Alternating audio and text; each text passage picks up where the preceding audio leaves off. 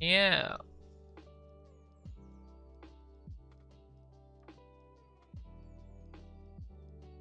You know what's what the world is lacking right now? It's personalized keychains. It's not a thing anymore because the names are just so weird. So you don't just get like those gift things and then it just says Jack or like Susan. People's names get so weird.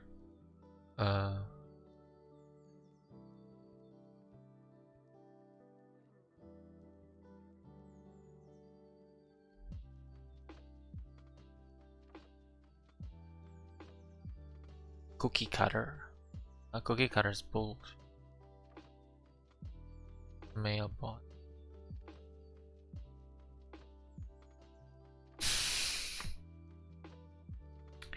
See, I wanted to make stamp.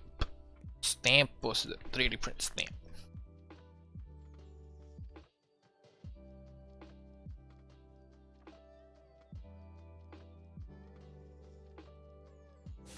Mau ti tratire Tokopedia? No. Plain sekarang. Writing's not that easy. No. But Grammarly can help. This sentence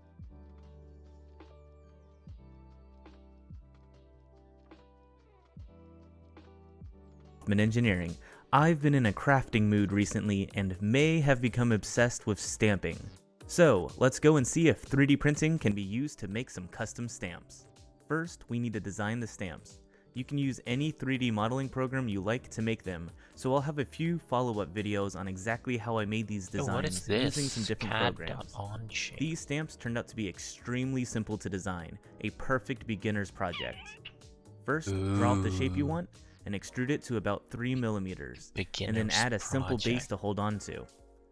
I went with the design for a thumbs up, one with the Hoffman Engineering logo, and then finally a fancy stamp like you would see on a return address.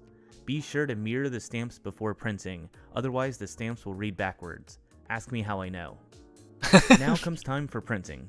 I printed the thumbs up and the logo in PLA on my filament printer.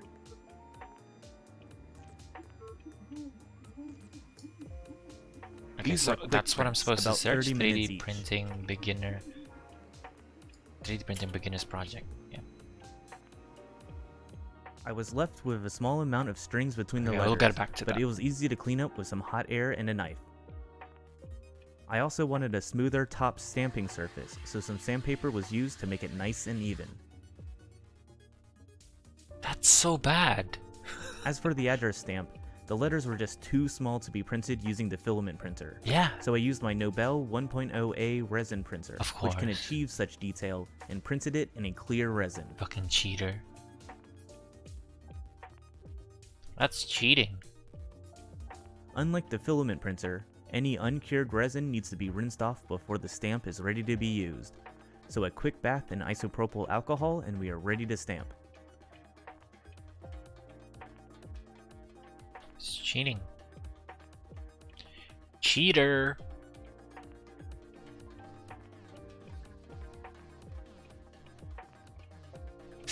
I'd love to have a resin Here to are the 3D ink pads print. and stamps I'll be using. These are just some Well, it's standard toxic and pigment shit, ink right? pads you can pick up for cheap from pretty much any craft store. Let's give the stamp a try.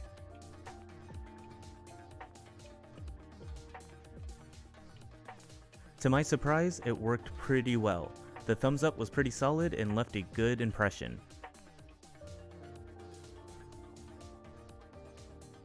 The Hoffman Engineering logo ended up kind of spotty. I think that might be due to an uneven top surface finish. Some more sanding might take care of that. But overall, the Filament 3D printer made quick and cheap stamps that were actually usable. And the ink cleaned off pretty well with some alcohol, which means you can easily switch between the different colors of inks. To try out the resin stamp, I have a special ink.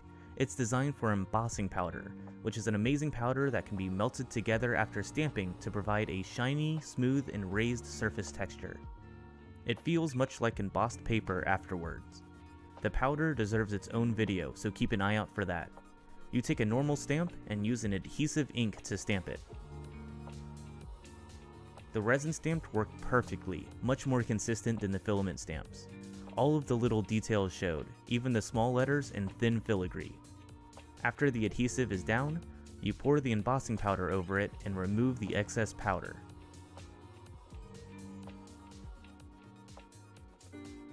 Then finally, using a hot air gun, the powder is melted.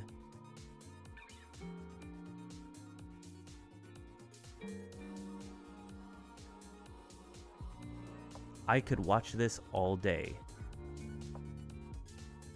In the end, you have a beautiful glossy and raised surface. Oh damn, that is cool. So in summary, custom stamps are easy to make using 3D printing. Smaller text and okay, stamps one thing, right? Stamps.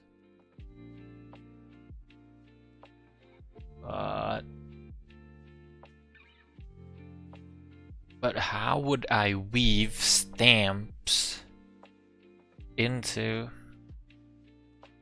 this?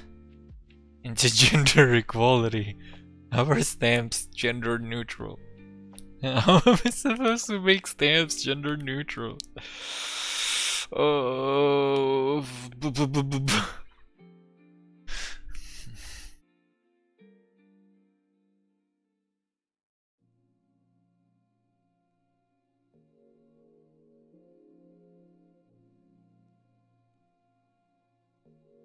Okay, well, where's the restream?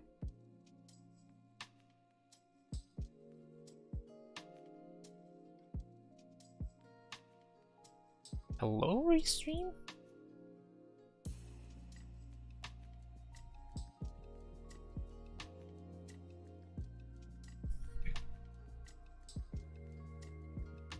Self-watering planter.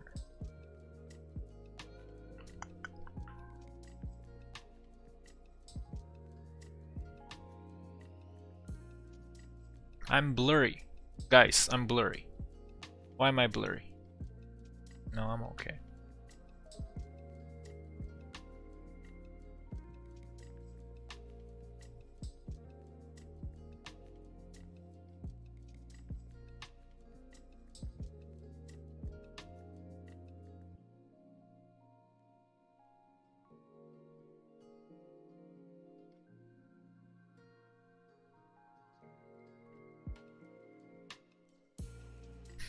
Church. I guess this is a podcast, right? This is a podcast. It's about education, you know. Make sure I work.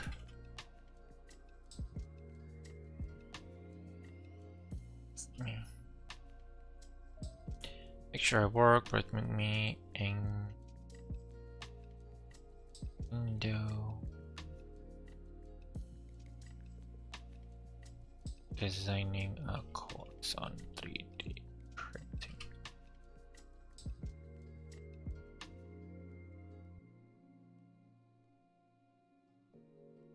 Yep, that's good. That should change this as well. Is it? Yeah. Make sure I work. Tent hose spike. Jar handle.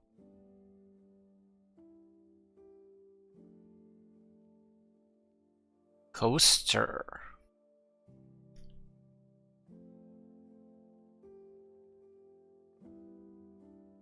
Coaster is a pretty good. It's a pretty good thing to design. Bones thing. Cable.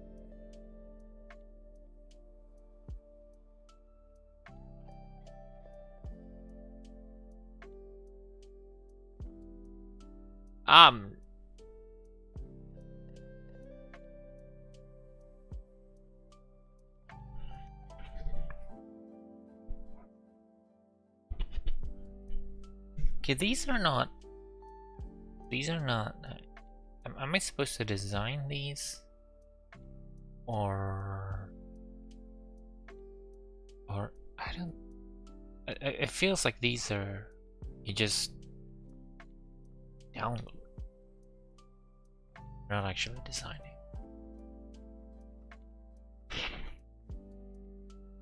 So let's see. These are high school students, right? These are high school students. What would be the problem of high school student? High school students level problem. Okay.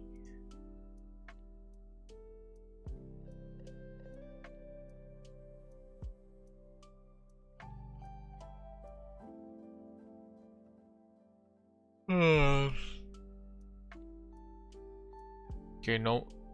Please, no more cockas. Cockasaurus. Gerard.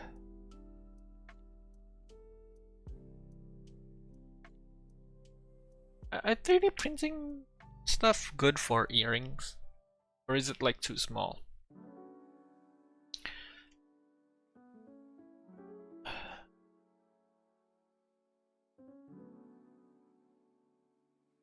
Are they like too small? Yeah, cause they need to be quite big, huh? And maybe for necklace, right? If I can't do earrings, then I'll do necklace. Shit, that's cool.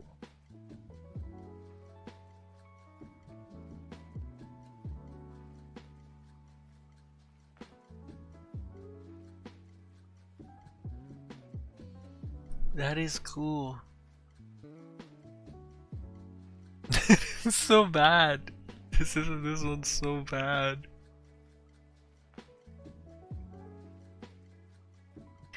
And these look like resin instead. No, PLA 20% infill. Interesting. Snowflakes.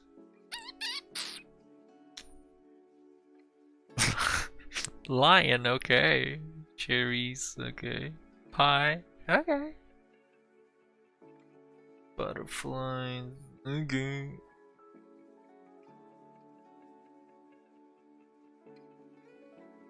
Oh, this is good.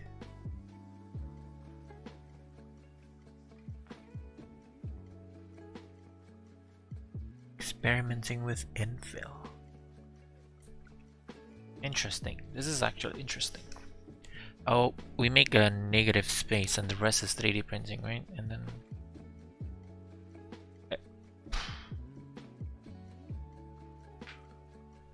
yeah, I like this design. I like this. So they learn about infills as well.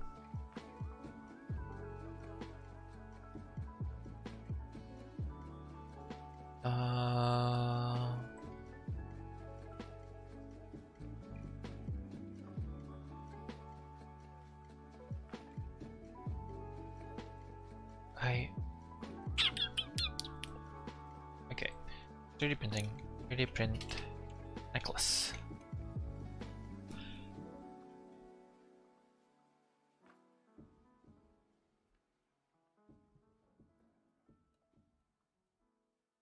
That is kind of cool.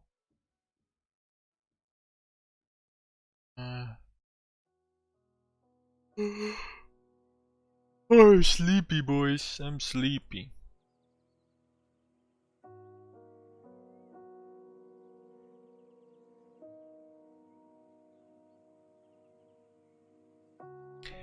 Okay, so now I need to find out if there are chains for sale. Chain.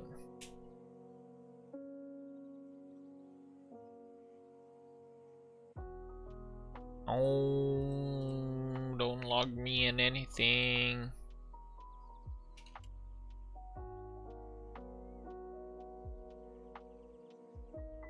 Oh, rantai kalung.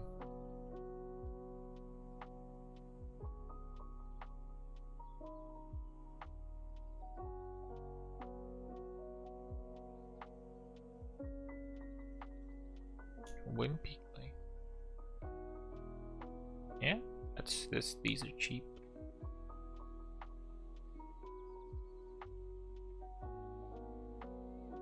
You can get this, 3D print something. Get this, 3D print something, and then like call it a day.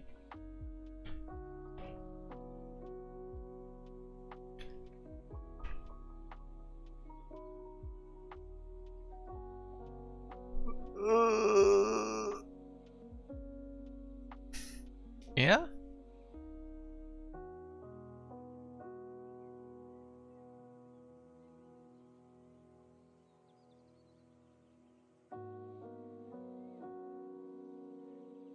I am very much interested in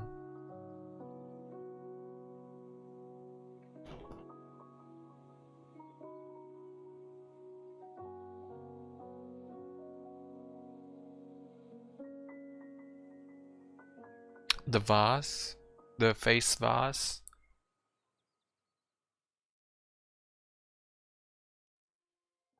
I don't know if that's a thing. I don't know why it's not a bigger thing.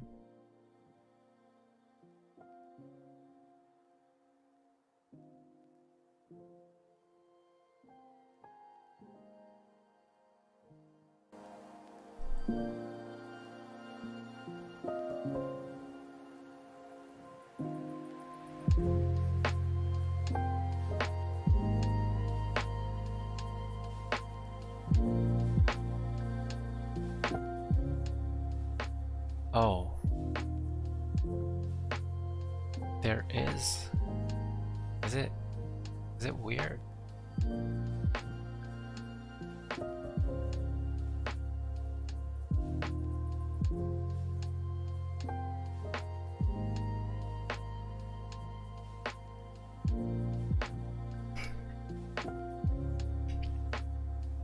Is it?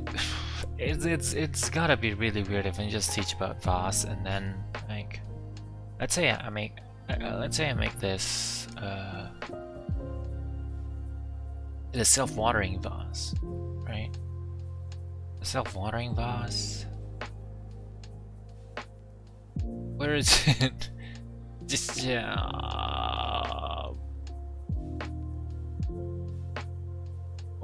one of these tabs is the self-watering vase. Okay.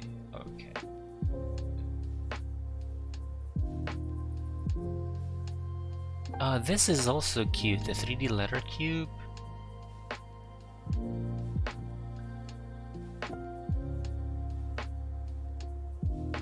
Like, you get to... It's cute, alright. 3D printed self-watering planter. Yep, this one. How does this work? Avoid the danger of the 3D printer. You're gonna be cool.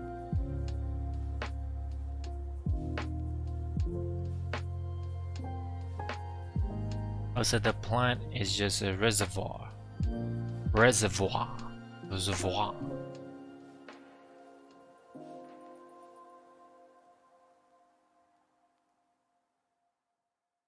Reservoir for this.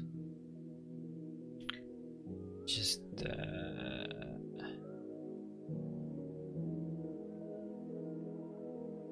it absorbs the water, right? It absorbs the water and then just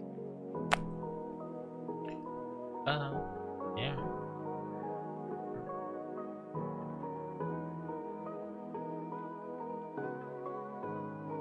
Okay, come on. There has got to be better things.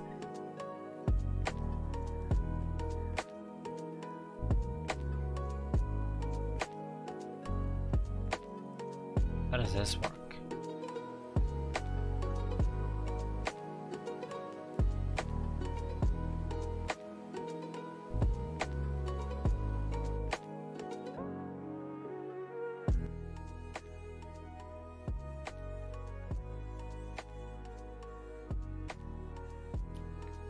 My god. No.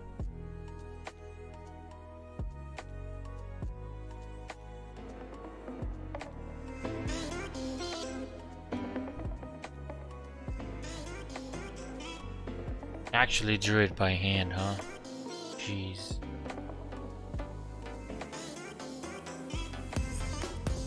But I guess for something like a tree, it might not be the worst thing.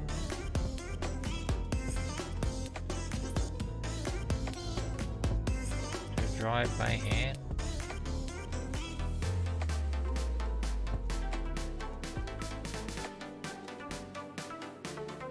Those look disgusting. Like wet noodles. Disgusting wet noodles.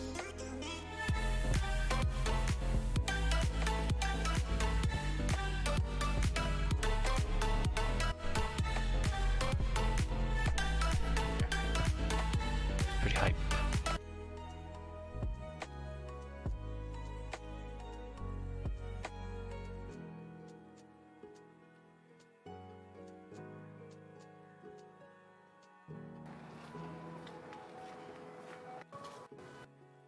그렇습니다. 그래서 저의 예술론을 불어넣기 적인 초록색 필라멘트를 사용했습니다. 이파리 깨지지 임마. 우리 꼬꼬마 친구들은 양치 잘 하고 있나요?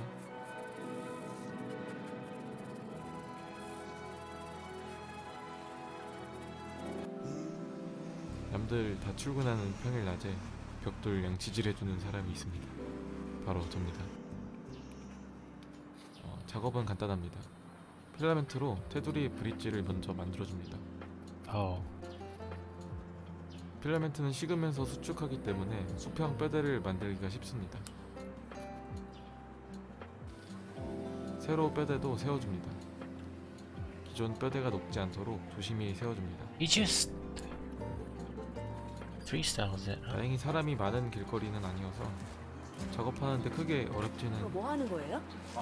저 지금 3D 펜으로 그러니까 이걸로 다 메꾸는 거예요? 그쵸. 메우는 거예요? 네, 빈 공간 네. 채우는 거예요. 아, 유튜브예요? 사나고가 여자 아니에요? 남자예요, 저예요. 남자예요? 아, 저 봤어요? 아, 보셨어요? 진짜? 제가 아 그래요?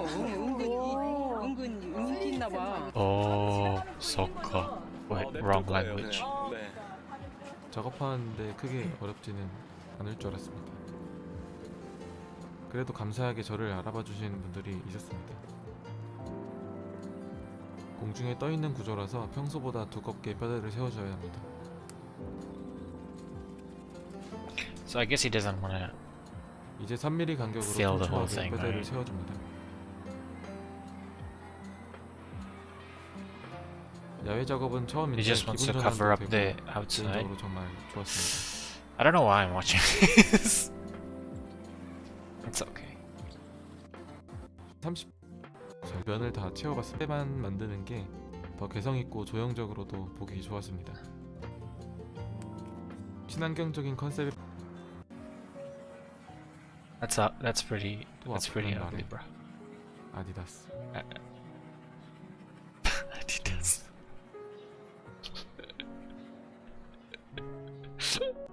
Okay, guy's got a sense of humor. It's pretty fucking good. He's good.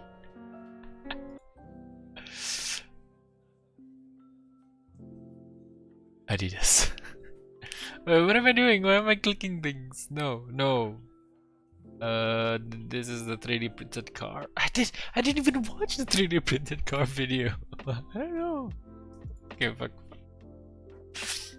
Oh, there you go. There's a self-watering plant. Yeah, let's use this. Okay.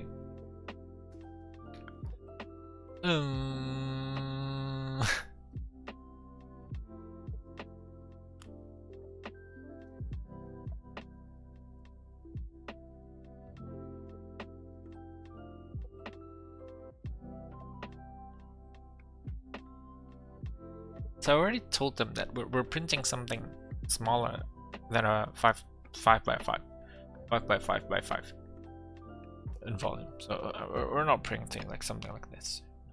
No. This is gonna take way too long to print.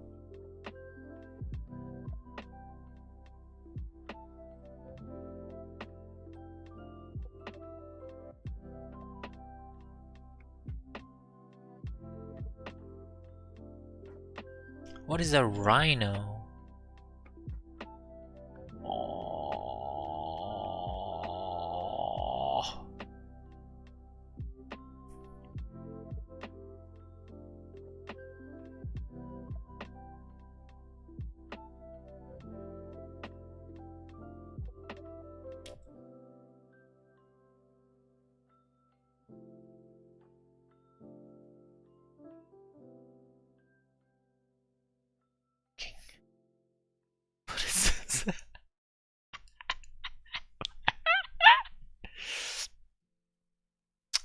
this. I like this.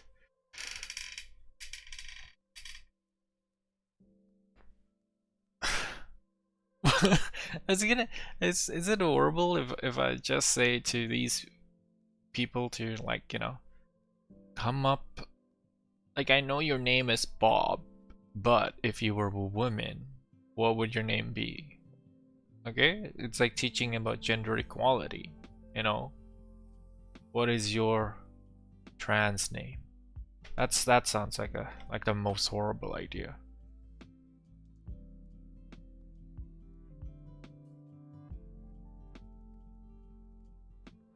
At the same time, it might not be, you know? At the same time, maybe they need to think about these kind of things. Because this is fucking cool. This is fucking cool. This is something that is like not sketchable, right? It's very difficult to sketch something like this. So,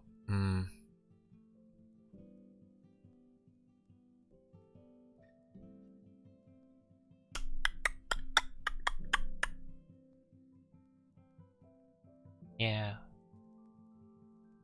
I want to learn how to make this illusion thing. I bet they'll remember this, right? Because it's cool. And put it as a keychain, right?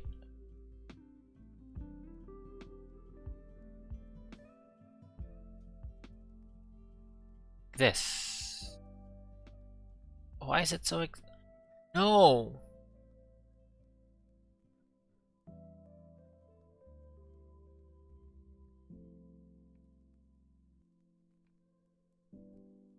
Yeah, like this, right? Print it, then we'll.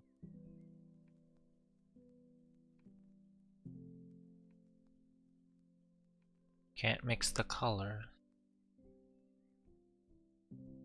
Have to choose one color. It's gotta be black then,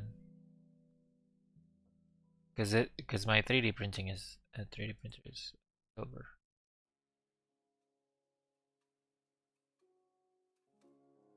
So I'll challenge them. It's a 3-day course, so it's okay to have backups, right? It's a 3-day course. It's not something like a Mark Rober thing that's I'm gonna, like, you know, oh, fucking make something or else I'll punch you. You know, you lose all of your money. So, well, putting my feet on the ground. So we're doing this, okay? And so maybe. I'll talk about this, but then I'll talk about gender equality and reduce inequalities and all of that good stuff. But then in practice, let's tone it down a bit. Like I'm raising awareness on this, and I would love if they could think of a name, if like their dead name, right?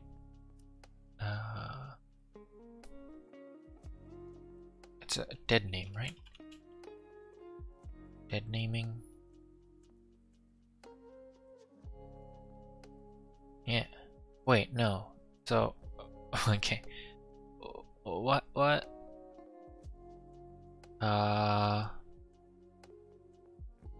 am I trying to look for? Like, if you change your name,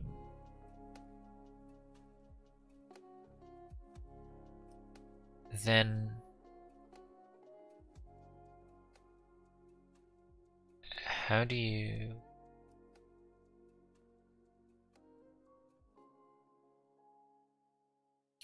change your name, right?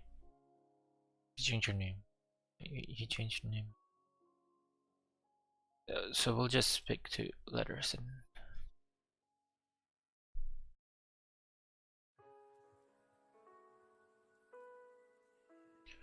so this is the route that they're gonna take. Where's the intro? Where's the intro?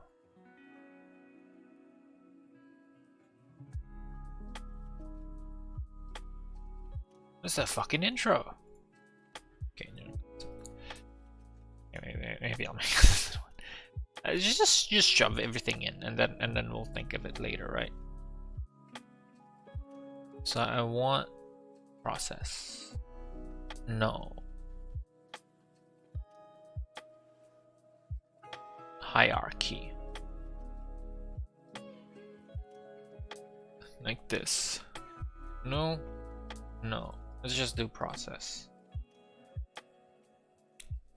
It's a 3-step process. No. Like this one. Okay. First step, design.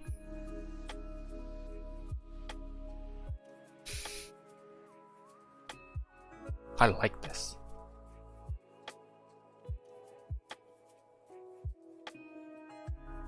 This kind of implies that there's not gonna be a lot of people in the third class, so I don't want it to be upside down. I think this is better.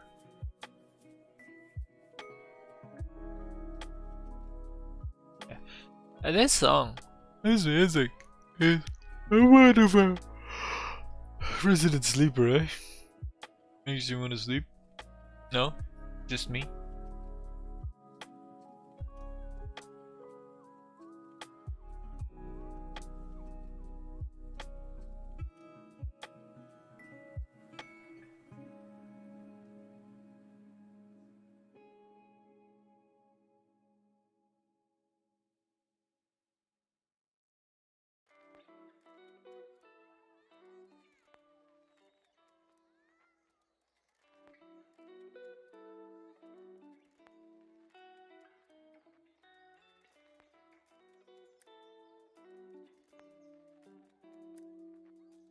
Bam badadam badam bam badam bam.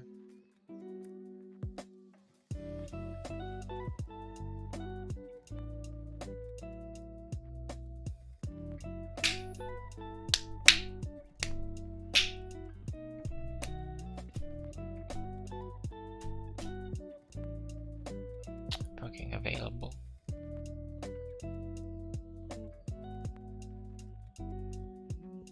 Shipping event report.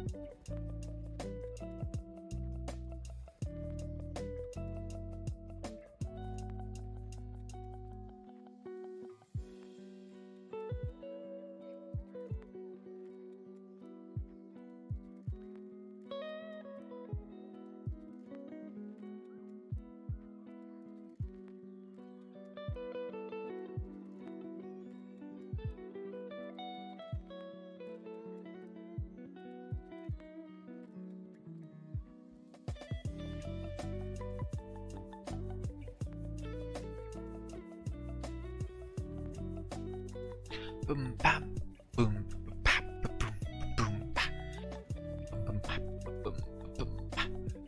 Chicka chow chicka chow.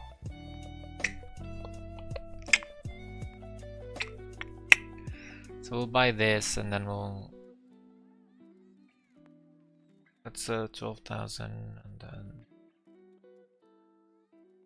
make a hole, buy black, printed in gray. I have to make one for myself. It has to be the GX thing, right? My name. Or JT. Can you make JT? Okay, yeah, I like that. So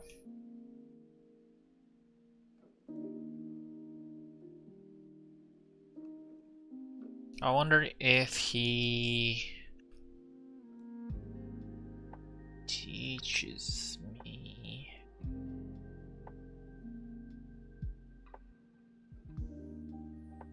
It teaches you how to do it.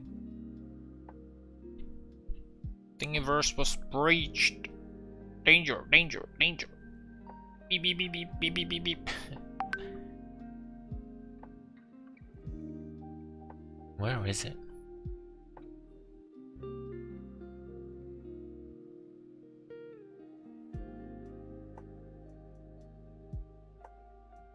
It's actually this one, right?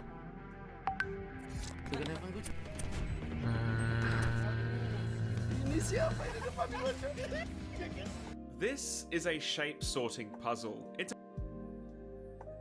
rule. A cylinder is really just a circle with thickness, but if it's combined with a triangular prism at 90 degrees with a Boolean intersection, then this is the resulting shape, which can now pass through What is this both app? cutouts. I struggled to find any official names for most of these new shapes, but this one is apparently called a cork plug. Adding one more intersection with a cross shape results in this odd looking thing, and it's now able to go through all of the holes, but only at specific orientations. And I find this quantization of movement pretty interesting, if that's even the right word to use here. I reckon it could be taken advantage like this shape, known as a triplet. At first glance, this shape just looks like it's made of garbage geometry unless viewed at just the right last year in this really interesting short video, which I highly recommend checking out, link in the description below. Like myself, he found that if you combine the prisms of two or more shapes in a specific way, the resulting intersection object could then pass through all of the shaped holes, but only at certain orientations. Not all shapes work great for this, however, and just like with Andrew's experiment work, as it means even without any modifications, all of the shapes can still just pass through the square cutout with no issues. But if you use different geometry, such as a cross, Hey guys, it shows the properties much better. So here's my variation on the shape sorting puzzle. If we take the cylinder on its own, it obviously won't fit through any other cutout, but Why are we printing after all, the cylinder is Stegosaurus? really just a circle Mother- with thickness. But if it's combined with a triangular prism at 90 degrees with a Boolean intersection, then this is the resulting shape, which can now pass through both cutouts. I struggled to find any official names for most of these new shapes, but this one is apparently called a cork plug. Adding one more intersection with a cross and rectangular B tree also works for 5 really interesting geometry, such as this combination of Nino. I would absolutely love this. Is that This is Fusion on my 360? Prusa SL1S, which I'm currently testing, and I think they look pretty neat. And Probably while I'm still was dialing in Fusion my 360. SL1S that's coming on the channel in a couple of weeks' time. And now for something and it has a similar property to the intersections without having a go and just seeing what the results are. So interesting, and I think they look pretty neat.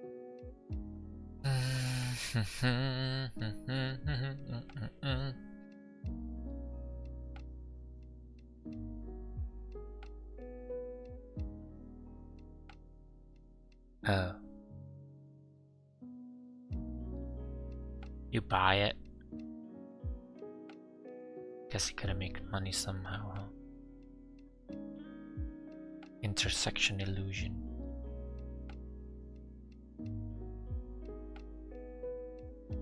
I'm poor. I mean, it's not expensive.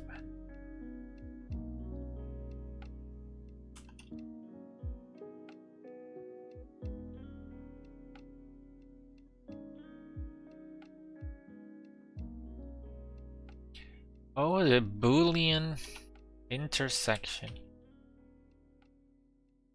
God.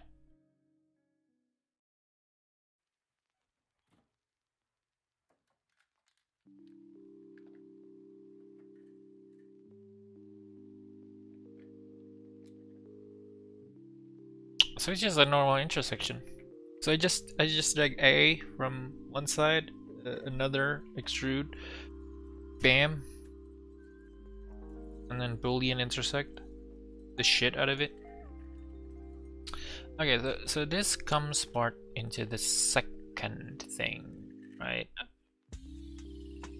So let's create material. CAD. This is a Google Slides. What am I supposed to do? We talk about Boolean intersection. Of course, we'll talk about the fundamentals. A simple mentals. It's a simple fundamentals. Is that a real thing? Simple mentals? No, it's not. Some anime weeaboo shit came out. It's okay. We'll talk about the free CAD, what it's all about.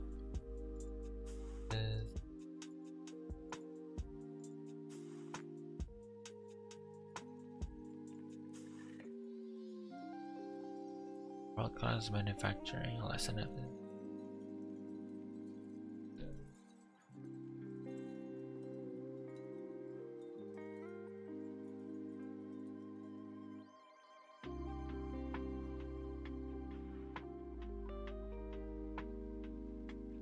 Oh.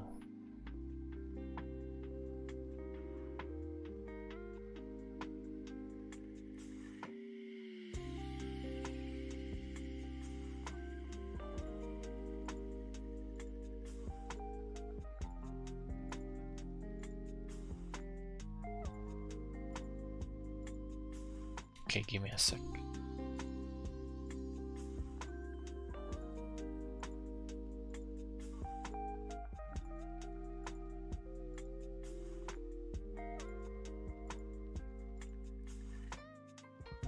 This sounds like propaganda. These books are like, they're like proper propaganda. 85.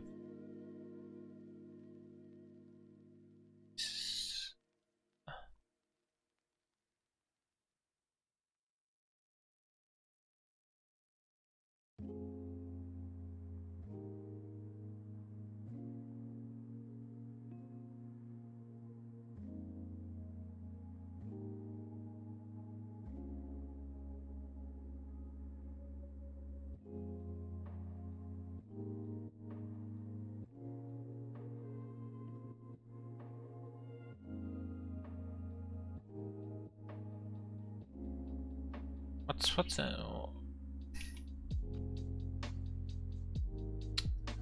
guess you can try this.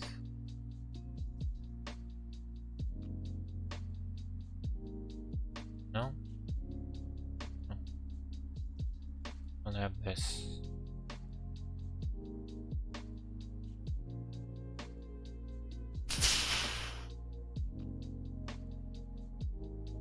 Pan-industrial revolution. What is that?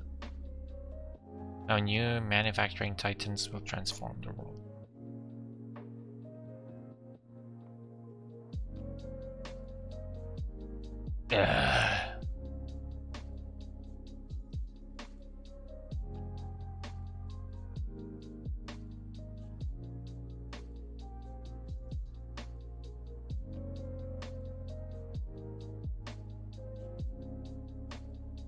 What am I doing? I am distracted again. Looking for manufacturing.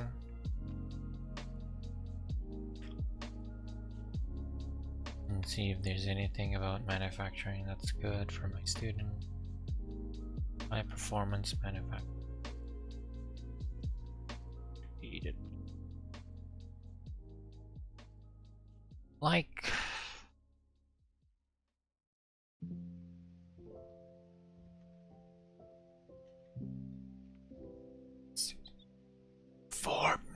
Jesus. Jesus.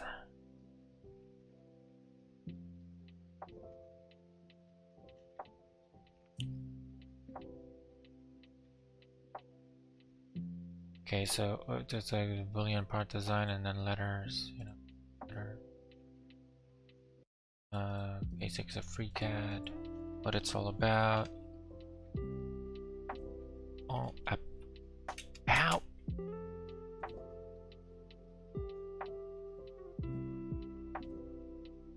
Oh, importing image. Can I import image?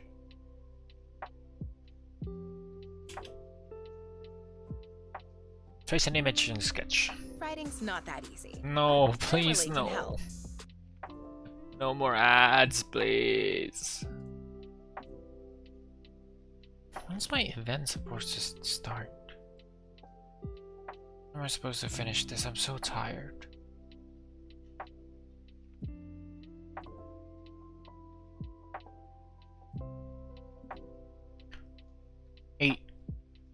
The 8th.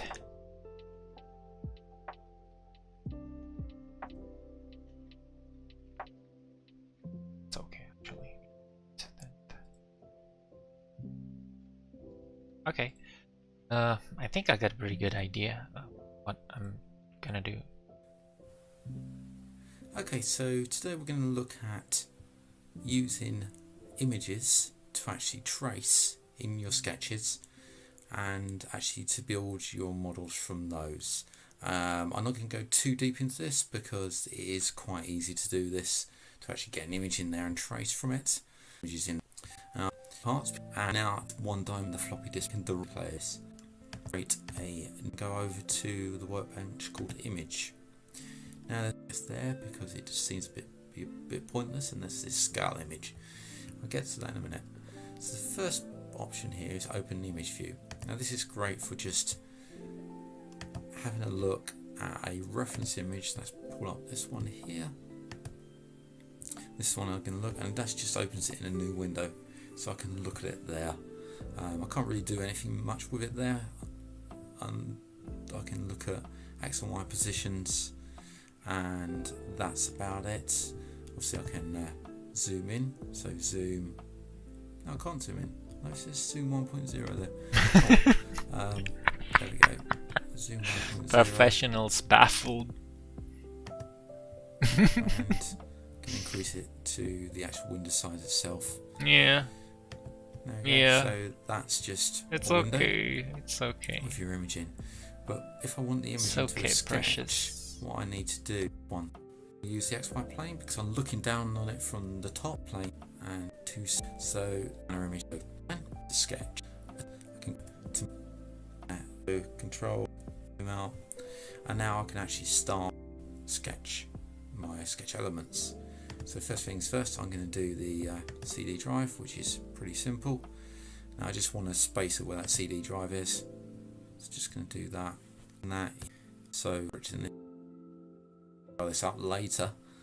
Change the prop factor flip and just get this nice in position. Once I add that, so I'm going to deal with all the horizontal lines. I can move center. Length in there 16.23.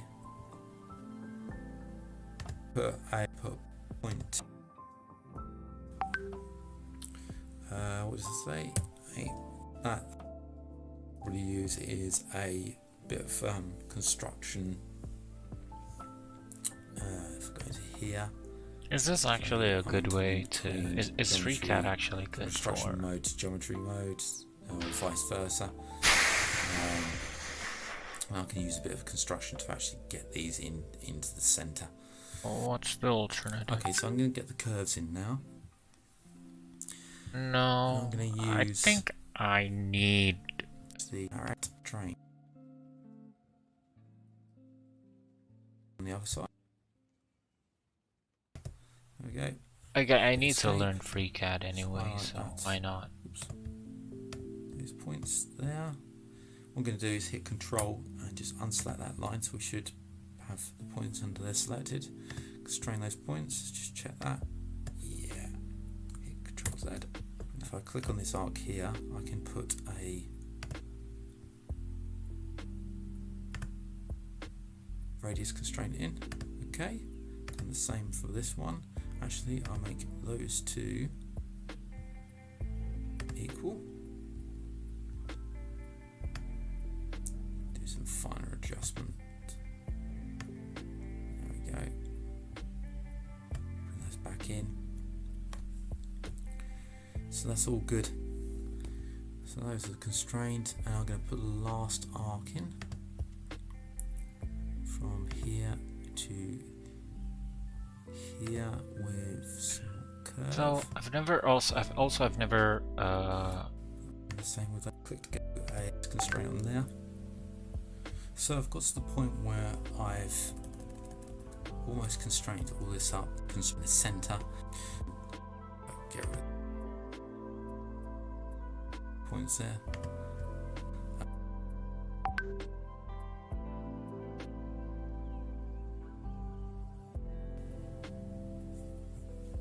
So if I place a point constraint on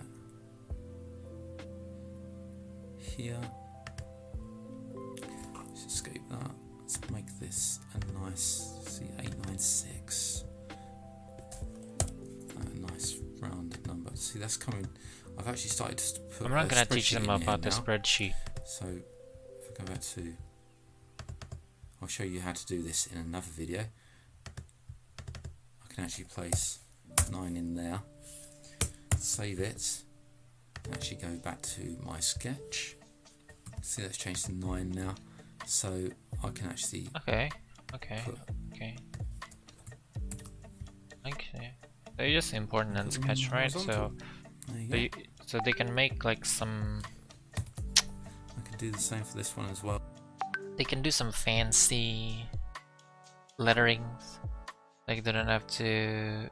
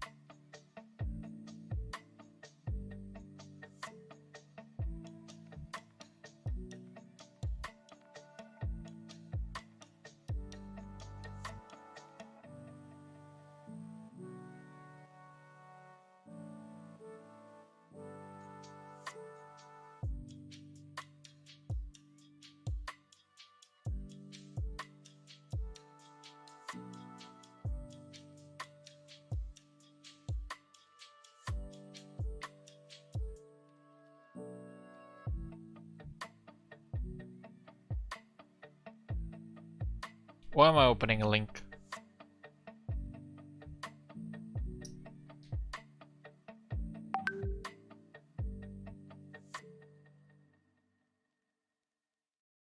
Okay, when should I do this for real?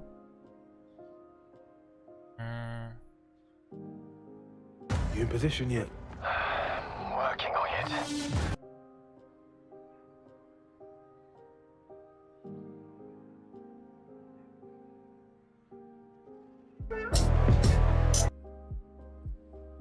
It's going to be equal to. So it's going to equal the wall thickness, which is. Are you gonna 3D print free? I want to see FreeCAD to 3D printing. Oh. And then the inside radius. FreeCAD G code.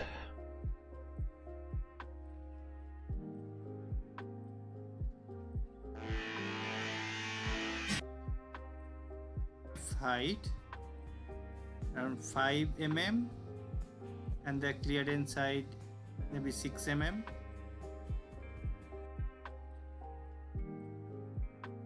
Yeah. Minus 0.5 mm. In that you'll get it completely filled. Your baud rate, browse your G code and then send it. Oh, there's a bunch of G code sender, huh? Select the port of your CNC machine, your baud rate, browse your G code and then send it. It will directly go to your CNC machine and you'll start cutting it. Can you send G code via Wi-Fi?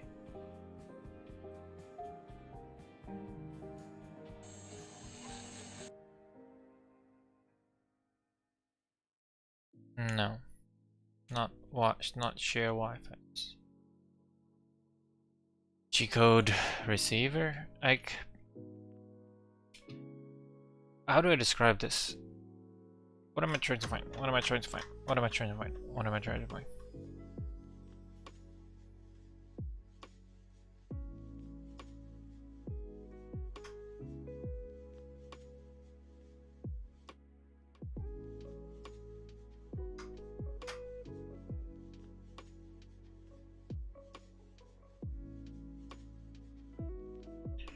G-code. How to transfer code. How to send G-code to your printer. Sending G-code to the Octoprint. Octoprint.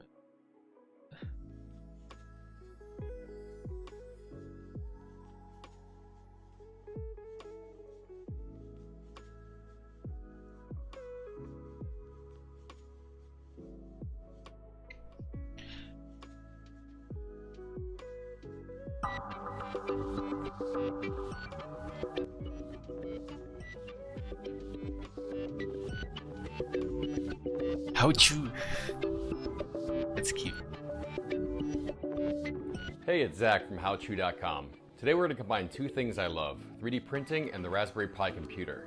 Now, if you ever wanted to control your 3D printer remotely, either over your own network or over the internet, then this video is for you. We're going to do this using an open source library called Octoprint. Octoprint allows you to control your 3D printer remotely, watch a video feed, load prints, and more. Now, if you don't have a 3D printer, that's okay. You'll still learn something from this guide. If you've been thinking about getting one, be sure to check out a review guide for the Ender 3. It's our choice for the best 3D printer under $200. Now, as per the usual, I've created a full text and photo-based version of this video, which is linked in the video description. It has a link to everything that you'll need as far as tools and materials go, and it has a little bit more information than I can fit in this video, so be sure to check that out as well. Okay, now this is everything that you should need for your Octoprint setup. So you'll want a Raspberry Pi computer. I recommend the 3 or the 3 Plus. I'm so sleepy. I'm so sleepy. No. Guys. Wake me up.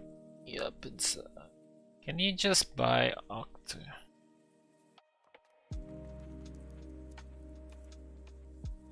Hi, this is Herb Shapiro with the Dr. Vax channel, and we're going to do something a little bit different today. I was preparing a video to calibrate the filament extrusion rates, the number of steps that you turn your stepper motor to extrude your filament. How to set up Octoprint. Shut up. I'm Nick Nimmin, and I'm a StreamYard user. For the last 6 years, I've been live streaming consistently to YouTube and Facebook and everywhere. No. One of the most versatile pieces of tech for it's 3D printing is Octoprint. It's a little web server that runs on a Raspberry Pi and lets you remote control a 3D printer from your computer. Or so you thought. Because the thing is, Octoprint is so much more than just a way to start and check in on prints remotely. It's turning more and more into a full-on 3D printer operating system. There are plugins now that do everything from AI print watching, overstanding status infos over your favorite messengers, to time-lapse tools that let you do this.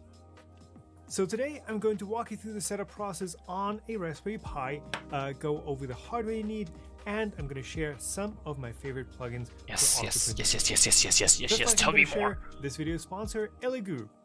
In this video, I'm going to be using the Elegoo Neptune 2, which is the Mars and included. So I'm using a Pi 4 with 2 GB. Okay, Pi 4 with 2 GB of RAM and Octoprint can run almost any Raspberry Pi over Octopedia. Raspberry Pi 4. No, don't log me in. No. 1.7.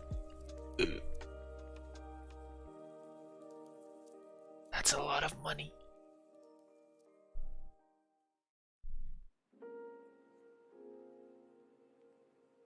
Looks like this guy's okay. Let me sort. Mechatron, kiosk robot.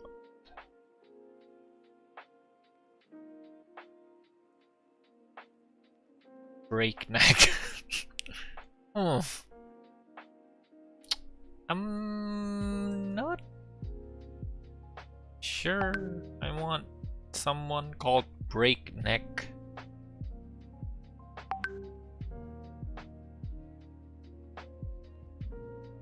Okay, it's 1.6, 1.7. That's okay, I guess. Okay, so maybe I should browse there. So this one's 8 GB of RAM. He has 2 GB of RAM, and that's enough. I don't need this. I don't need that much power. Or something on discount?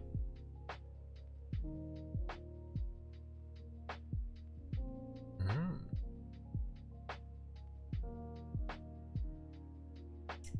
4 GB? Wait! You need to power a Raspberry Pi. That's pretty shit. Hey, maybe there's a cheaper Raspberry Pi 3? Question mark? Raspberry Pi 3. 700. RetroPie. Shit, 122 sold. That's a lot of people buying. Why?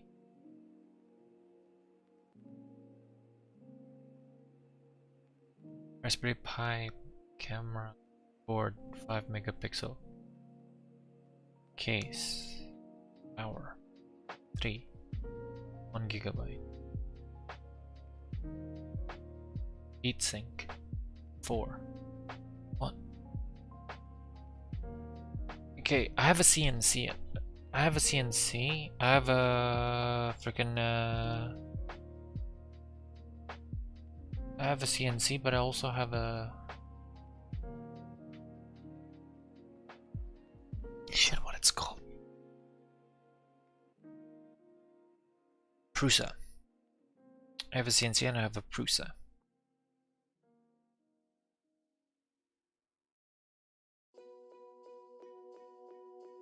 Like Prusa Octoprint is no! Don't get me banned! YouTube advertisement! Fuck you! Stop. We are showing the complete setup of Octoprint on a Raspberry Pi with webcam for the original Prusa. What the fuck is this ocean for the background? We purchased a Raspberry Pi 3D Motherfucker. with a power supply, a micro SD card, and a USB webcam with a tripod. No. To do that, we provide a username and password. Shit, I kinda want Octoprint. Okay, no, okay.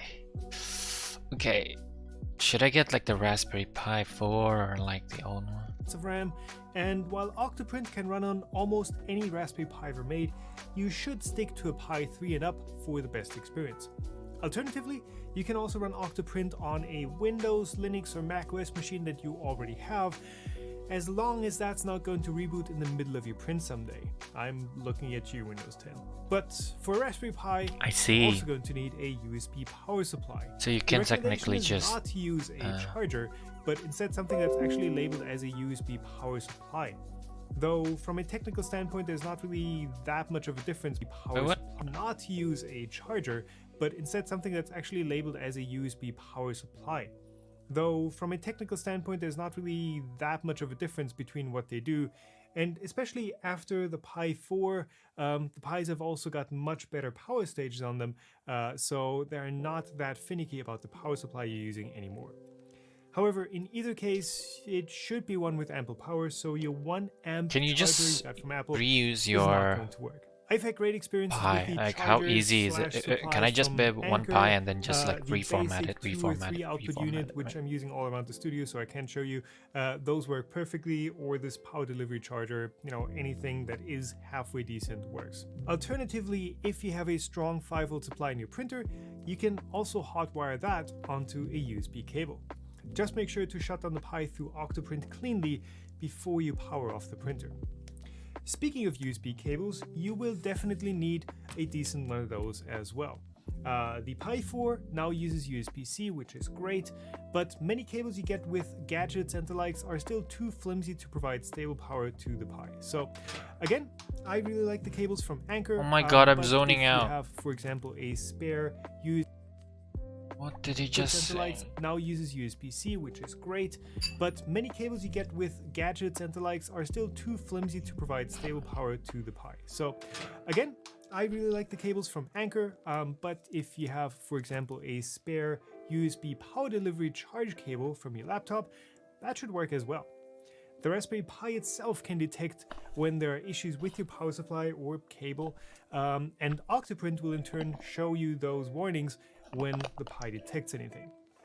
Lastly, to complete the set of parts for basic functionality, you need an SD card.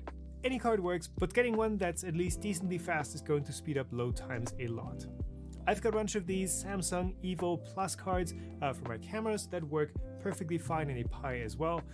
But any card that has an A rating for application performance, like A1 or A2, those will work just perfectly as well. I mean, really, get something halfway decent and you're fine. So that's all the hardware that you actually need to get Octoprint running, all linked in the description below. But really, if you're setting up Octoprint, you probably want a webcam feed too.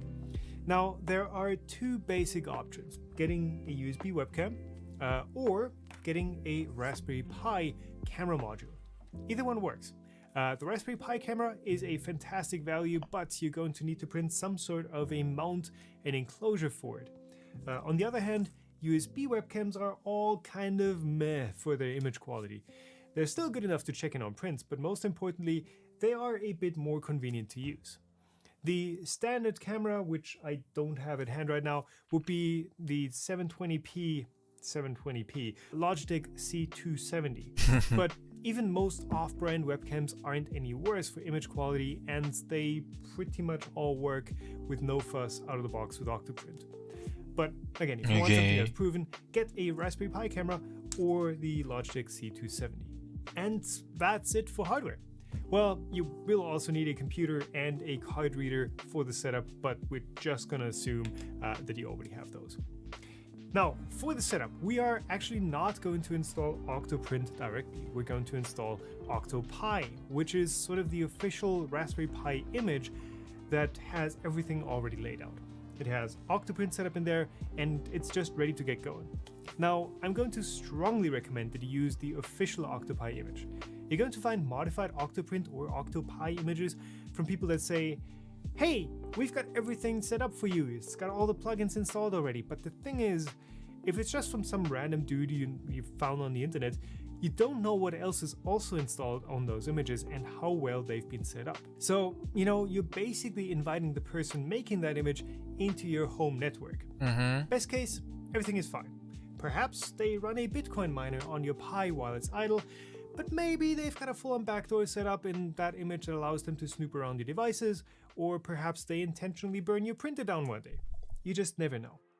I trust Tino Heuske, who makes Octoprint, and by extension also Guy Scheffer, who makes OctoPi, and again, I would highly recommend sticking to their official releases. Setting up plugins the normal way isn't that hard anyways. So let's get started with the setup. I'd actually recommend using a pretty new but super convenient way of setting up OctoPi, and that is through the Raspberry Pi imager you can get from raspberrypi.org/software. Install and run the imager. You just need to Under get more. Choose OS, select Other Specific Purpose OS and choose OctoPi. This will automatically download the newest version of OctoPi for the setup. Then I need SD help. card under Choose Storage, but make sure that card has no important files on it because they'll be gone in a second.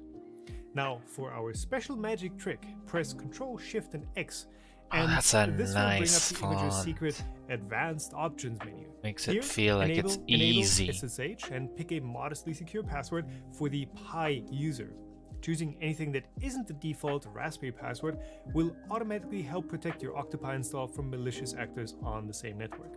Then, one step down, you can configure your Wi-Fi connection. Simply enter your Wi-Fi's name and password and choose the correct country code to prevent connectivity issues later on. Once everything is set up, click Save and then Write. Once that's done, eject the SD card, drop it into your Pi, and we're ready to power everything up. Plug in the USB cable to power up the Pi and watch the ACT LED. That's going to be lit for a while, but once that turns off, Octoprint is going to be ready for use at http://octopi.local. If your browser can't find your Octoprint install, check your router's network overview page to find the Pi's IP address or the network page in Oh Windows shit, I'm Explorer. learning too much. I'm getting anxiety attack.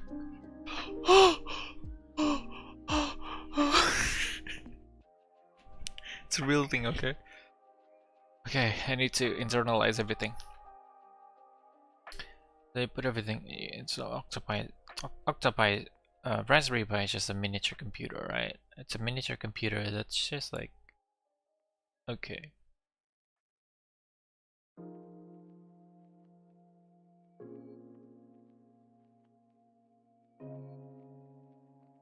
Yeah, it's a miniature computer that's like, it's good for a lot of things. And you put Octopi is the OS. It's like the Windows, right? You install it. So I'm assuming I can just switch my Octopi from one printer to another printer. Can you move your Octopi from printer to another printer? Dual printer Octopi setup. This guy knows what he's doing. 10 seconds left. Hey guys, in this video I'm going to be adding a second printer to my Raspberry Pi. I started off with the CR10S Pro and I am adding a second edition, the Ender 3 to my Octoprint or Raspberry Pi, and I'm going to show you how to set that up. But before you come and watch this video, if you don't know how to set up your Raspberry Pi already and your first instance of Octoprint, you should watch this video right here. That's going to get you through the initial first instance of Octoprint and how to set up your Raspberry Pi and how to get your IP address for your router and things like that. You need to see that video first and come back to this video, because this is going to be a supplement to that video. I will not be doing a new build and starting everything from scratch. I will be building upon that first initial setup. Yes, So that is why you should actually watch that video first. Yes. This is going to apply to any type of printer that you have. It doesn't matter if it's the CR10S Pro or Ender 3 or some of the other. Definitely the steps are per video, and then camera. And I'm not setting a printer farm here where I'm setting up multiple printers with multiple cameras. It's just going to be 2 printers, 1 camera, in addition to my CR10S Pro with the Ender 3.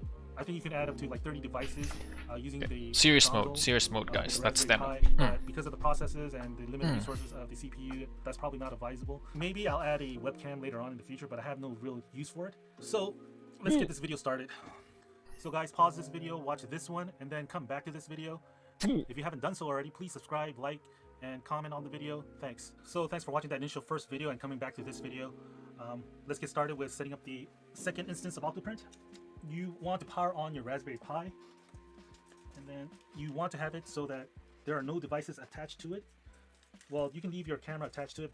You can have your cables attached to the Raspberry Pi, but on the other end, don't attach it to the printer. And turn on your Raspberry Pi, and then if you haven't done so already, download a copy of PuTTY, and then we're just going to open up PuTTY. One thing I like to mention before I get started, I'm going to put a list of commands in the description below. Just copy and paste those commands because it's going to make the process a lot simpler. Mainly because Linux is case sensitive, and if you actually make a mistake or misspell something, it's not going to work.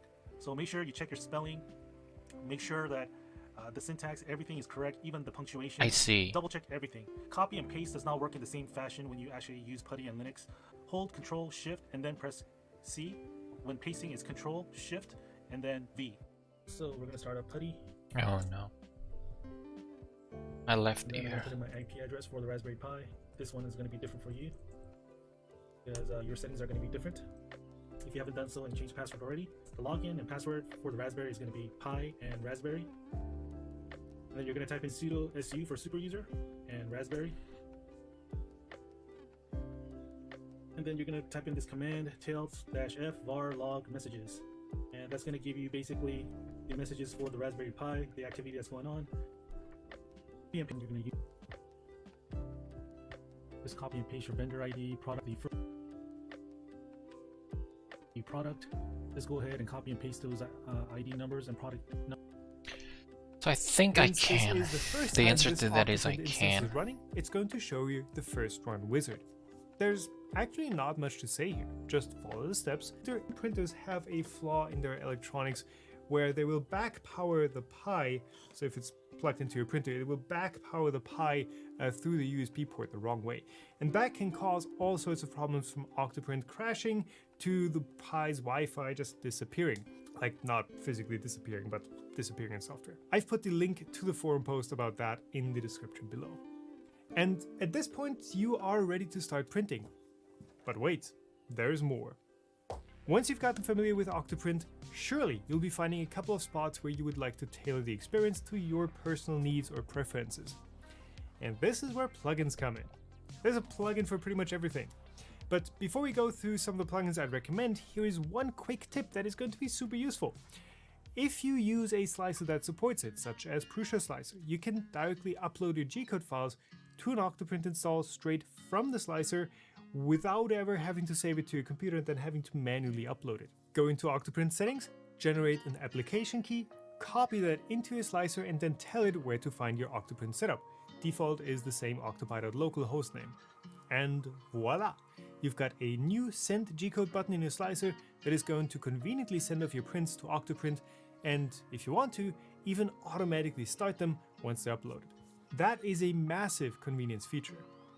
Okay, on to plugins. You can install plugins right inside the Octoprint interface. Do you need to Go turn the off settings your again, 3D printer? Click Plugin Manager, and then Get More.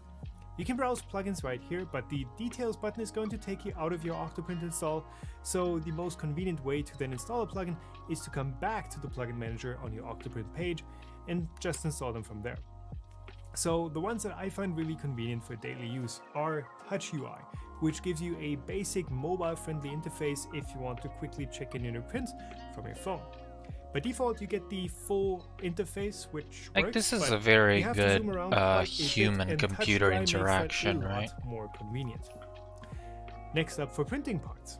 Octoprint includes a basic G-code viewer, but it's only a single layer view, and we can certainly do better than that. Pretty G-code is one of the options for that. It's a full-on 3D G-code viewer that syncs up with your print progress. And while the way it displays extrusion lines isn't volumetrically accurate, it's still super helpful to see what the print you've loaded up is going to look like. But what if the print you've started isn't going as intended? Well, it's a plugin that a lot of what you need, full nozzle orbiting effects. Octopi is already prepared to run Octolabs without the extra step of installing the Python development package, so you can just click install and you'll be ready to use Octolabs. The setup process will still take a second. One of the useful things that Octolabs lets you do is to override your webcam's exposure, white balance, and focus if you have one with autofocus. So if you just want those settings without full-on installing Octolabs, the camera settings plugin lets you do exactly that for your viewing pleasure. And lastly, what if you want to check in on your printer when you're out on the go? Well, first of all, letting a 3D printer run without supervision and without you being able to physically intervene is always going to be something that comes with some risks, and you should only do if you really trust your machine. But say you do, and you do trust your machine, and you want to be able to check in on your machine from anywhere, then the Octo Everywhere plugin is exactly what you need. You can get the full Octoprint interface and stops to look into as well.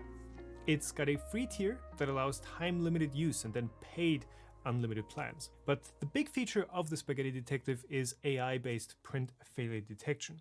I did a whole video on that, and you can check that out up here.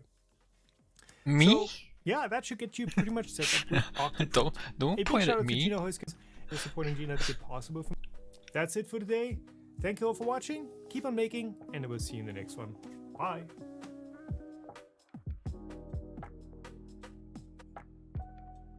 My brain.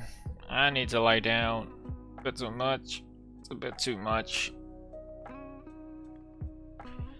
So, I'm supposed to get a Raspberry Pi. Just get the ready to go one, right?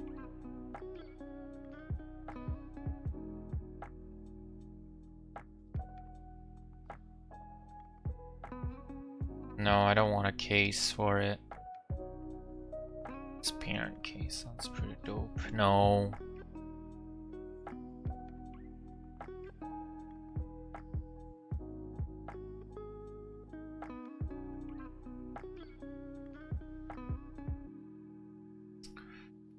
Oh, I like the idea of Raspberry Pi so much. So much. I want to tinker with it.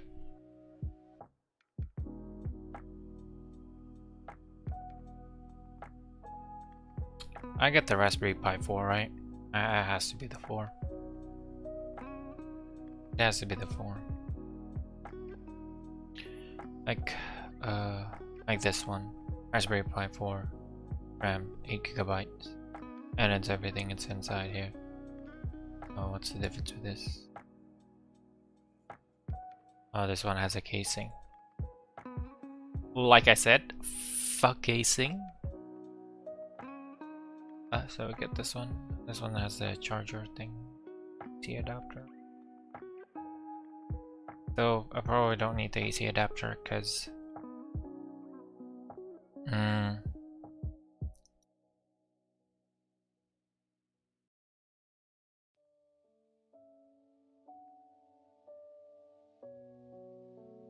What do you get with this? Nothing. Transmit via Bluetooth.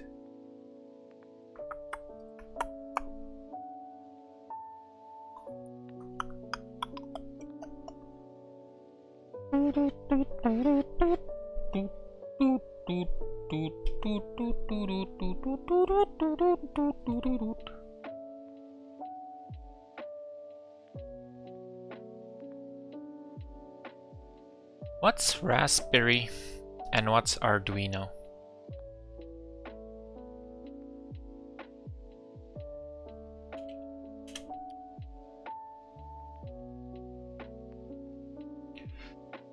Arduino is a microcontroller, open source. What is Raspberry? A single board computer.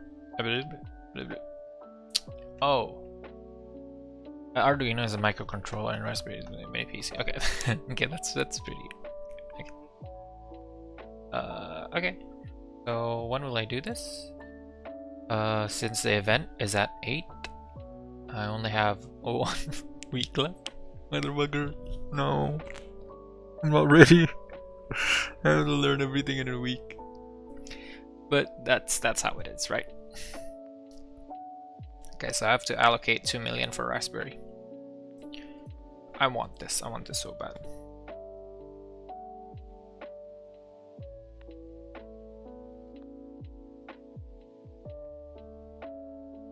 So I'm buying tools, that's like 4 million. The lathe machine, I'm just gonna buy the small one, which is like 5 million. So, and the thing, that's 5 million. So that's 16 million. I haven't bought a mask, some sort of emergency stuff, because there's a lot of danger stuff in that shitty fucking place. I really need to figure out how to do the YouTube.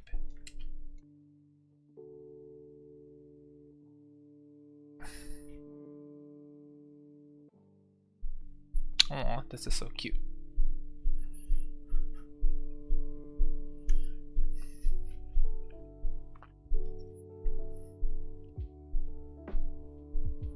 So Arduino is a mini thing. So if I go to Arduino, because Arduino Uno R3, oh, Arduino basic microcontroller. So it has a bunch of sensors, I assume. Sensor, servo, potentiometer, the board thing. That's good. No, the Raspberry Pi is gonna be 2. It's gonna be 3 because I'm gonna buy cameras and stuff.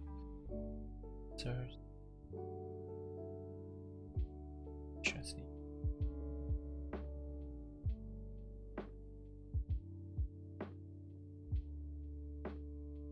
This place is pretty good. It's pretty dope.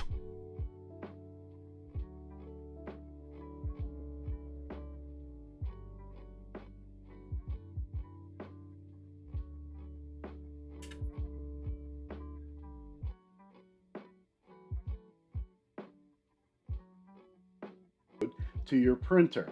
Now, I wanted something I could. And M28 homes the printer M29 will run your Z probe, your probe to set the Z offset, the Z height, the height from the nozzle to the bed of your printer. In order to be able to type these commands into a computer, you need a way to connect your computer to your printer. And as I mentioned in the introduction, I've often used Octoprint or Matter Control for that. Today, we're going to look at something very, very different. We're going to look at using a Chrome browser to control your printer. Now, Chrome is a browser that are open source. In fact, there are parts that are not. And it runs on Macs, it runs on PCs, it runs on Linux, and it is, in essence, the environment for a Chromebook. Within the Chrome browser environment, there's a concept of applications. These are things that you develop for Chrome. Lately, I've just been having some, camera housing, so I decided to try that, and I found that it actually resolved the focus issues that I was having. Now, I've heard some people say that you may not experience these issues if you have adequate lighting, and that might be the case, but I found for me that this modification made the focus a lot more reliable, and sometimes it's not able to, but it's able to focus properly.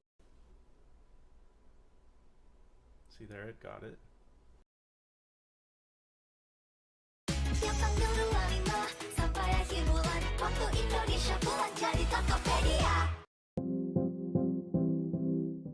Live streaming can be tricky, and sometimes trying to find the right software to make your streams look really professional can be a real chore.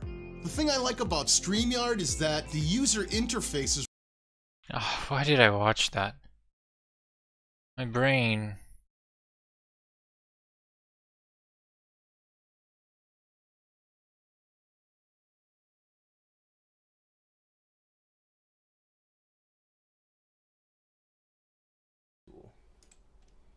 The first thing we need to do here is we need to remove these little... Oh my god.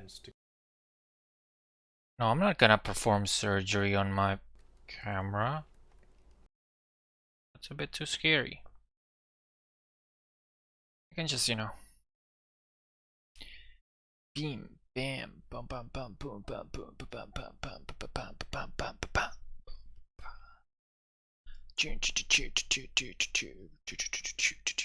Okay, so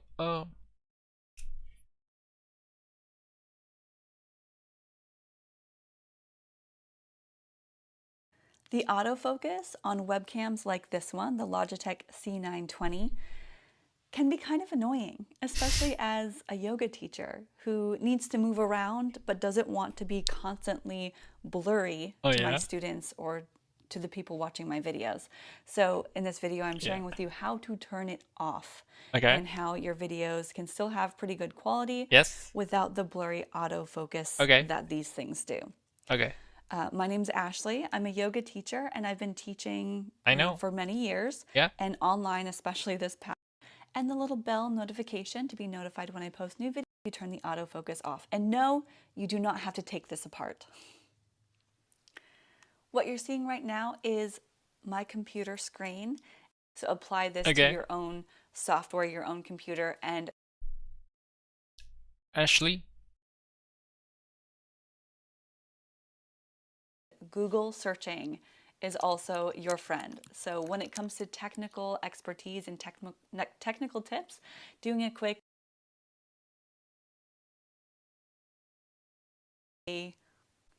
popsicle sticks.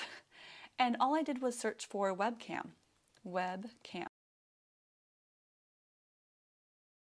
Please, God, no. The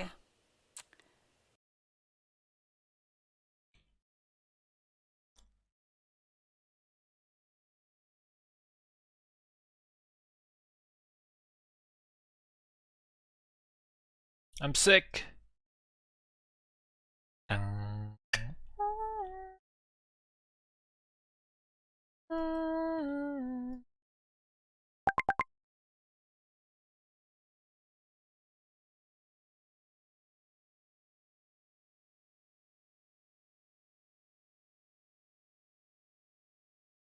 So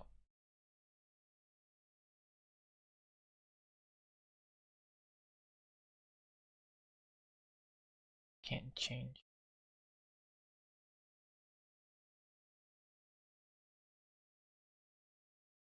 I don't know. I don't understand. How do I turn off autofocus on your fucking webcam? Okay, so I think we're done with this, right? We found the thing. Okay, we're gonna make this. Maybe I should copy this. Copy it to like. No. Yeah, actually here. That's right. So this is this thing we're gonna make.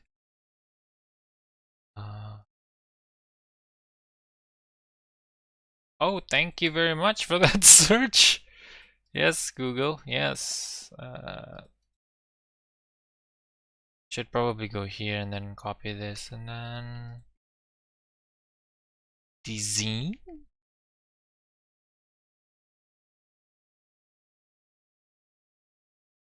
It's 2013.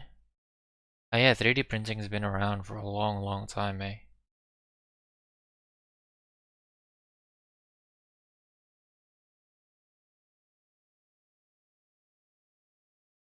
I don't know, it might be fun, right? Let's copy this. What do we call it? What's this thing? The chain. Chain Maker's Muse, no. Part design boolean, I've copied that. I've stored this, We're done with that. And this. So I guess as a first try, I'll make like a U and a B, right? For my company, or my university. Not this. This is not my university. But oh shit, are they gonna be mad if I make this? We talked about this, but we'll probably bullshit our way out of this. It's all about gender equality, and reducing inequalities, but it's just something that yeah. So this, I need to keep in touch with this too. So basically what I taught them is I'm introducing them to these. Like this is a 30-day class, and what I'm giving these students are like a 3-day, 3-hour workshop. So you won't get anything done. But it's a start, right? Oh shit, it goes into detail, huh? Storytelling.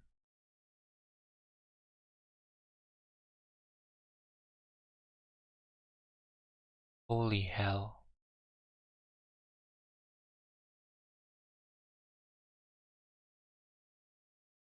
I have to close it with how to keep learning. Da da da da da. Can I play this? No, I can't, right? Oh, so this is just a demo. It's like this is a video. How to brainstorm and how to research,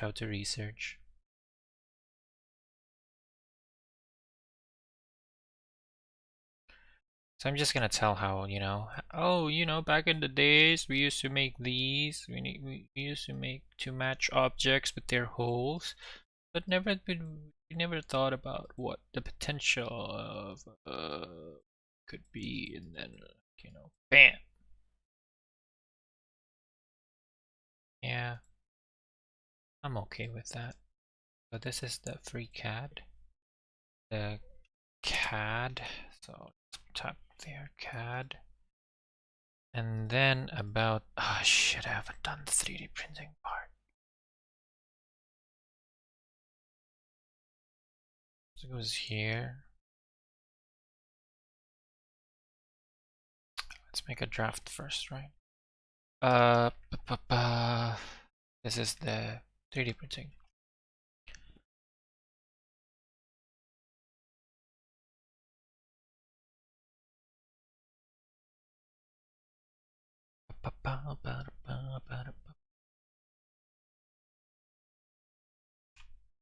This is a bit too bright for me.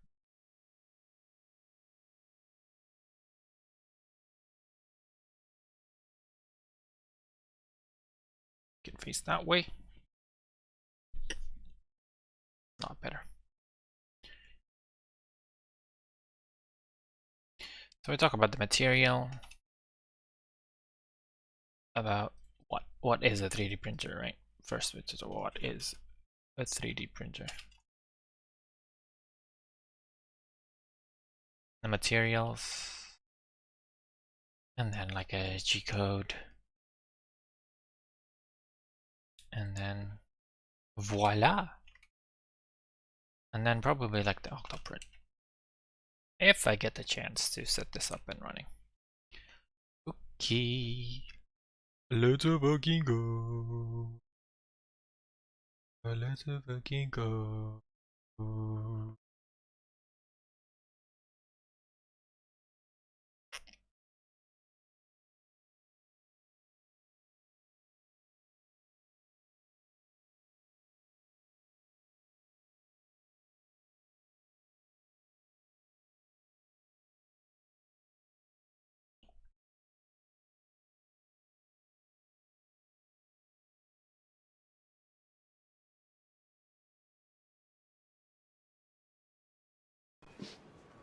아, 냄새. 아, 디스커스팅한 냄새가 나요. 아. Disgusting shit. What's happening?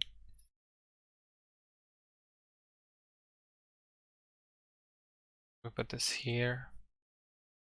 So we got 3 slides. We'll go into it. We'll go in depth later. So this is actually work, okay? I'm actually working for 2.5 hours. I worked. Okay, there's no fun. I worked. Now let's play. Oh, that's dangerous. It just captures the next chrome. So we'll design like a J in this, and then like a B, and then like voop, and then Boolean union, or you know.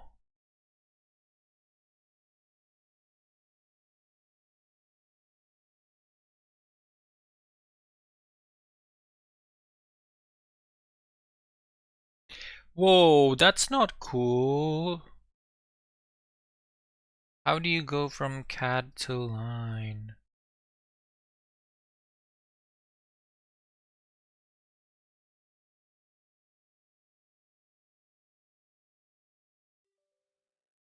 It's play Genshin.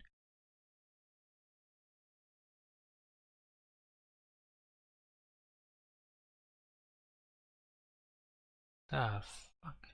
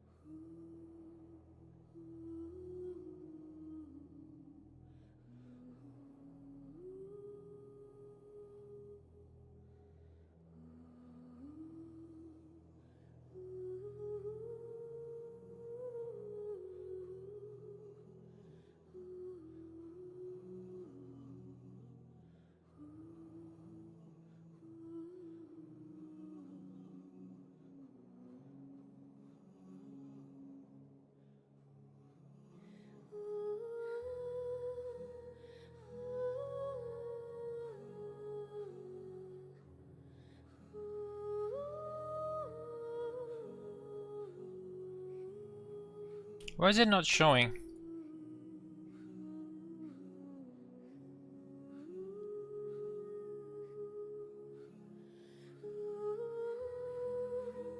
Ooh, hee, hoo. Capture specific window. I want you to capture Genshin Impact, and then okay. No, it's not happening.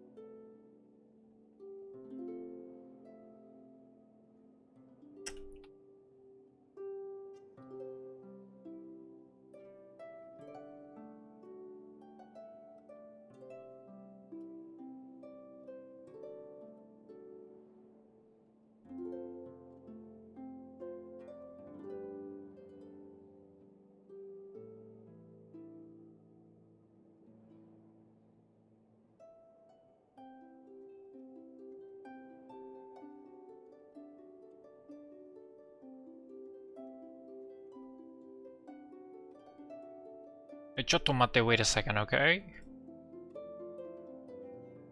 Changing like games.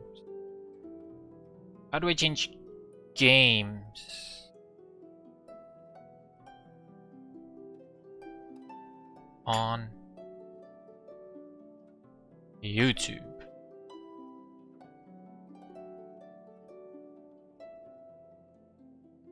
YouTube's hella confusing.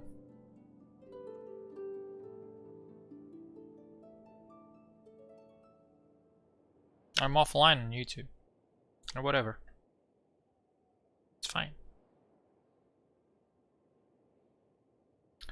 It's fine.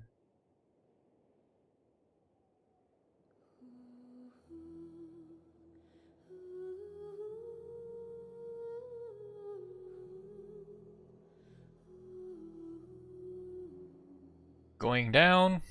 Beep, beep, beep.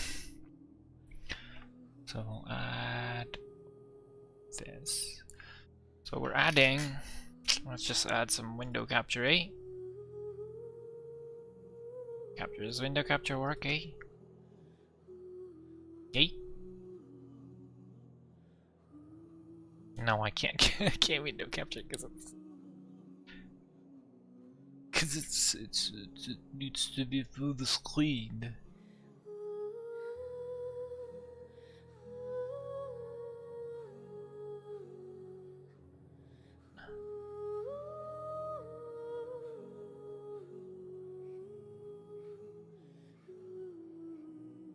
Like, oh shit, am I supposed to, like, on YouTube I'm supposed to go to like games of, or YouTube gaming?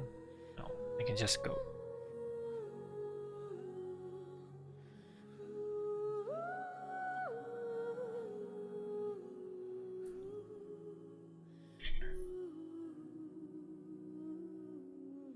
What's happening? Why is it shh? Studio mode.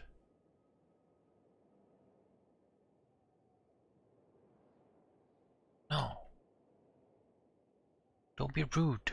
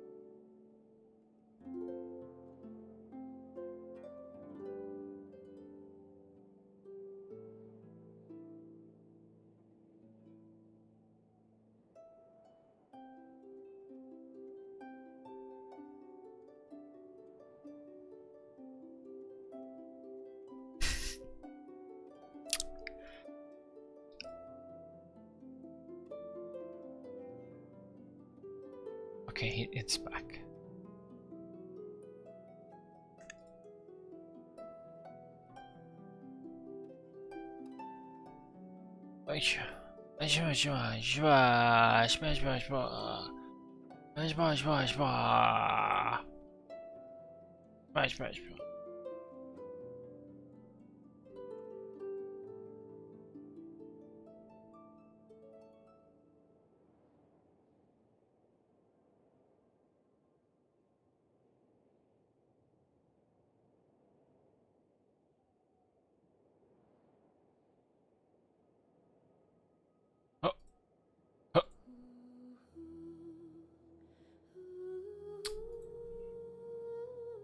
I don't think I've ever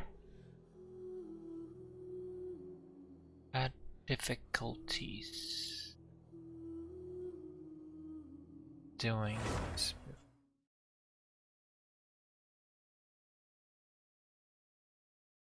I don't think I've ever streamed Genshin actually.